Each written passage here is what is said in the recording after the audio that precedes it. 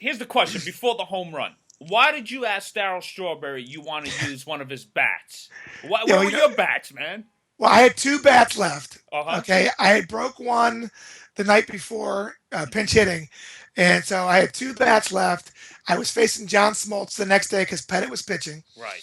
and so I was like, "Listen, Smoltz is gonna. He broke one of my bats in game 1.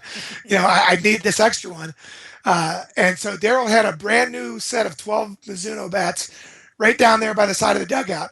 And when I knew I was going to face Wohlers, who all I knew was he threw 100 miles an hour, I didn't want to break one of my bats. So I said to Straw, "Can I use one of those?" And he's like, "Yeah, go ahead." So I took a brand new one out of the bag, put a little pine tar on it, and I went up to hit against Wohlers. And as I went up to the on deck circle, I looked back at Don Zimmer and I said, "Zim, what's this guy got?" He goes, "Jimmy, he throws 100 miles an hour. Just get it ready." And so I went up to bat against Wohlers. I didn't know his pitches. I just knew about 100 miles an hour. Right. So he throws me the first pitch. I follow it straight back. I was at a point where I was just going to hack. He throws the next 2 pitches are sliders. So it's the first 2 times I get to see a slider, 2 not very good ones. And then he comes back with another fastball, and I fouled it back again.